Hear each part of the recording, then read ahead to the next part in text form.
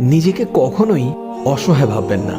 যে রব আমাকে, আপনাকে, প্রত্যেককে সৃষ্টি করেছেন তিনি তো জানেন আপনি ঠিক কী পরিস্থিতির ভিতর দিয়ে জীবন পার করছেন।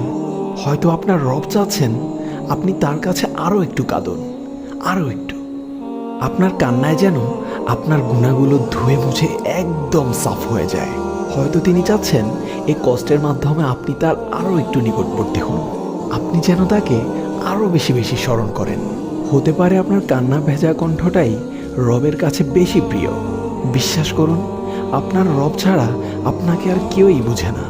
তাই আপনার রবের প্রতি বিশ্বাস হারাবেন না এবং ধৈর্যের সাথে তার রহমতের অপেক্ষা করুন। দেখবেন একদিন আপনার রব আপনার চোখের পানিগুলো মুছে দিবেন। আউযু বিল্লাহি মিনাশ শাইতানির রাজীম। বিসমিল্লাহির রহমানির রহিম। ওয়ালাসাউফা ইউতিকা রাব্বুকা ফাতারদা। শীঘ্রই তোমার রব তোমাকে এত দিবেন যে তুমি খুশি হয়ে যাবে। সূরা দুহা আয়াত নাম্বার 5।